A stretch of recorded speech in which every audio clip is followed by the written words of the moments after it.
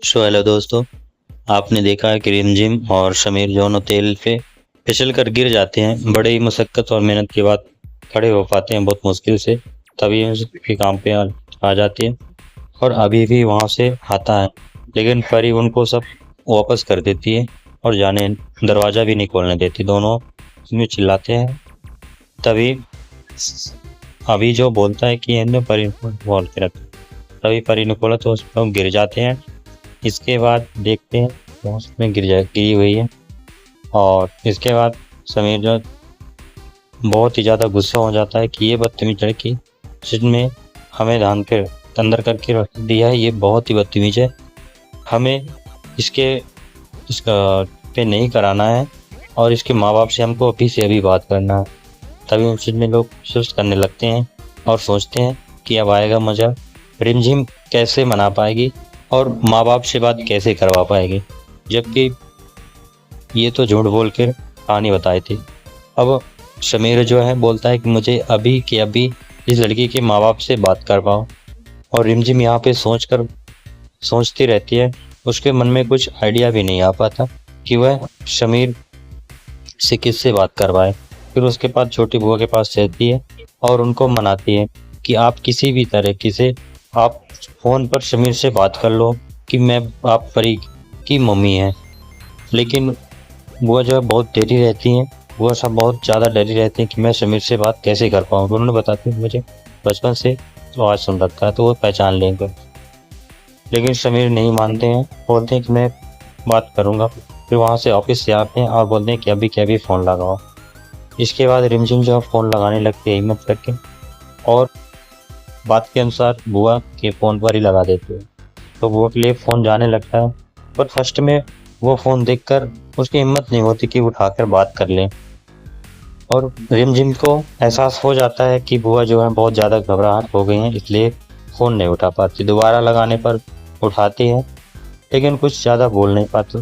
फिर जो है वहाँ पे रिमझिम भी आ जाती हैं और दादी साहब भी उनकी आ जाती हैं। फिर बुआ है उनसे बोल नहीं पाती हैं।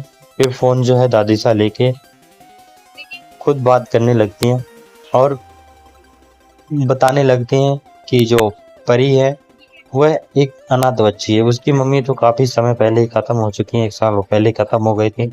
उसे उन्होंने ही पाला है, जो अच्छे से उनकी परवरिश नहीं दे पाया, इसलिए वह थोड़ा-सा बिगड़ गई है या बदतमीज़ हो गई है। तो ऐसी बातें सुनकर जो समीर है बहुत ही ज़्यादा शॉक हो जाता है और ये मान लेता है कि चलो उनकी परवरिश नहीं हो पाई तो आज से परवरिश हम करेंगे। ये बोलकर समीर जो है छत के अंदर अपने कमरे पे जाने लगता है। तभी इनमें रिमझिम जो है आ जाती है और समीर को पानी पिलाने लगता है। सभी कोई देख के बुआ सा जो है वो देख के बड़े शौक हो जाते हैं कि दादी सा ने उनका साथ दिया और उन्होंने समीर को मना भी लिया। फिर जो बुआ सा है उनके पास आ जाते हैं और बोलते हैं कि तुमने उस लड़की रिमझिम का साथ क्यों दिया। तो बोलते हैं कि देखिए हम यही चाहते हैं कि भाई बहन का जो प्यार है वो आपस में मना बन जाए फिर से। तो बोलते हैं कि आप इससे तो रिमझिम जो है जीत जाएगी शर्तों को। तो बोलती है कि नहीं, हमें इससे शर्तों से मतलब नहीं है कि वो जीत जाए कि हार जाए। मैं तो बस यही चाहती हूँ जो भाई बहन का प्यार है, यानी कि जो समीर है अपनी बहन छोटी बहन को परी को मारने लग जाए। और बोलते हैं कि तुम भी तो यही चाहती हो।